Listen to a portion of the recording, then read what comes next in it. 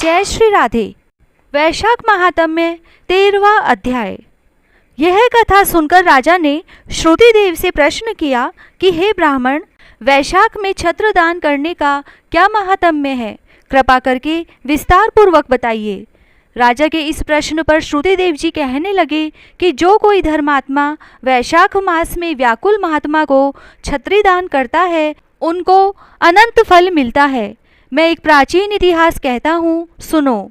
सतयुग में हेमकांत नाम का बंगाल देश का राजा था और राजा कुशकेतु का पुत्र तथा अत्यंत बलवान था। वह राजा एक समय शिकार खेलने वन में गया और वहां पर अनेक मृग और शुकरों को मारता हुआ दोपहर में बहुत थक गया तो मुनियों के आश्रम में पहुंचा। उस समय शतीर्ष नामक ऋषि ध्यान लगाए हुए समाधि अवस्था में बैठे हुए थे। उनको यह भी मालूम न हुआ कि आश्रम में कौन आया है। वह निश्चित बैठे रहे और आए हुए राजा का कुछ भी सम्मान नहीं किया।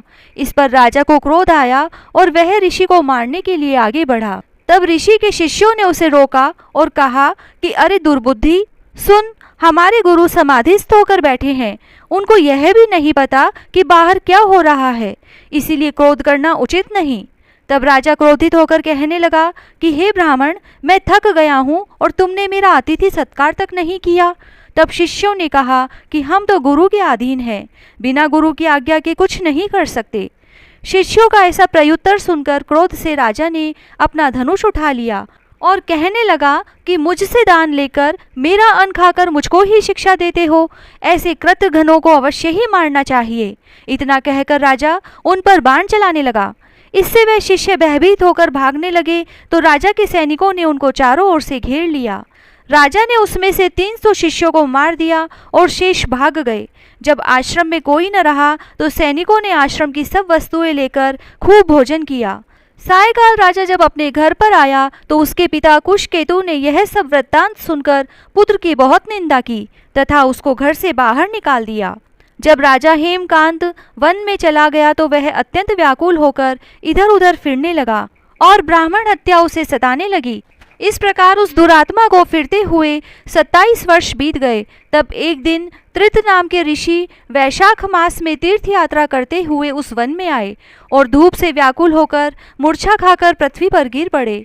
देव योग से हेमकांत ने ऋषि को मूर्छा खाकर गिरते हुए देख लिया और उसके मन में बड़ी दया उत्पन्न हुई।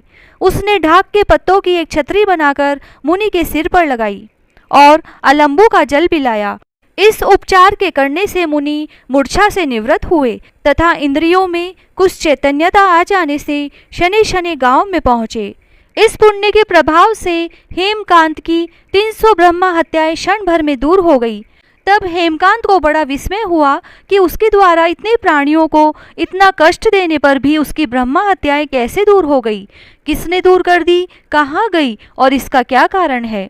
जब वह सोच ही रहा था तो उसकी मृत्यु निकट आ गई और उसके संग्रहणी रोग लग गया। जब उसके प्राण निकलने लगे तो उसको 3 बड़े भयंकर यमदूत दिखाई पड़े और वह हेमकांत को डराने लगे।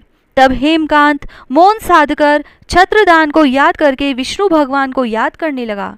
भगवान ने उसी समय अपने मंत्री विश्वक्सेन को आज्ञा दी कि यमदूतों को रोको और वैशाख मास में छत्रदान करने वाले हेमकांत की रक्षा करो।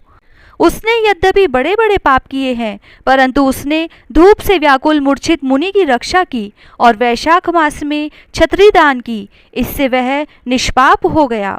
जय श्री राधे। 13वां अध्याय समाप्त।